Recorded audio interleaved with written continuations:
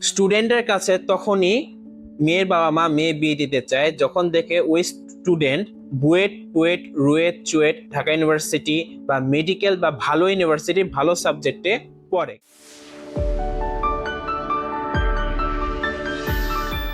কারণ এইসব জায়গায় কেরিয়ার সাধারণত অনেক ব্রাইট থাকে। তো এই গণ্ডির বাইরে স্টুডেন্টের কাছে যে বিয়ে দিতে চায় না, তো তারা কি করবে?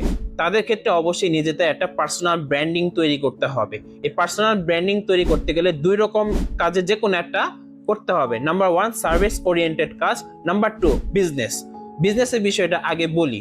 এখন যেহেতু তারা স্টুডেন্ট, এখন অনেকের বাবা মা তো ওই তাদের কাছে তো টাকা পয়সা দিবে না যে ব্যবসা শুরু করো, আর ব্যবসা সম্পর্কে কতটুকুই বা তারা জানে। এই ক্ষেত্রে এমন সব বিজনেসে ফোকাস দিতে হবে যে বিজনেসে without any investment, that means without any টাকা পয়সা তারা বিজনেসটা চালিয়ে যেতে পারবে। তার মধ্যে একটা এক্সাম্পল হলো অ্যাফিলিয়েট মার্কেটিং।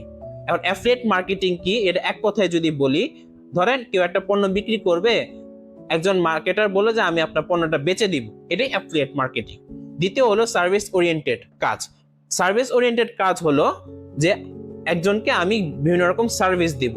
কয়েকটা উদাহরণ দিই: graphic designing, video editing, web development, Android application development, data analysis, business analysis, machine learning analysis, artificial intelligence.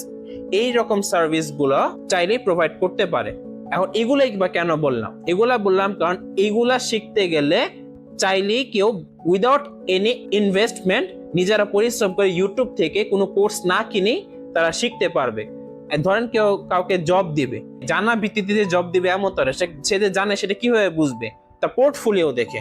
That means এগুলা শেখার পর নিজের পোর্টফোলিও বা কাজের একটা কালেকশন তৈরি করতে হবে। সেই কালেকশন তৈরি করার পর সেটা শোকেস করতে হবে নিজের সিভিতে, কোথাও যখন অ্যাপ্লাই করতে যাবে সেখানে। পোর্টফোলিওটা কিভাবে তৈরি করবে? কিছু কাজ করতে হবে, নিজের মতো কোনো কাজ সিলেক্ট করলো বা অন্য কোনো কাজ করে দিল আর কি। এভাবে নিজের পোর্টফোলিওটাকে এনরিচ করে তারপর ফ্রিল্যান্সিং সেক্টরে চাই ঢুকতে পারে বা অন্য বিভিন্ন কোম্পানি বা কারোর কোনো কাজ সে করে দিতে পারে। এভাবে করে একটু একটু করে টাকা ইনকাম করতে করতে নিজের প্রোফাইল যখন দাঁড়া যাবে, নিজের এক্সপিরিয়েন্স যখন ভালো হয়ে যাবে, তখন কেউ দেখতেও যাবে না যে তার এডুকেশনাল ব্যাকগ্রাউন্ড কি।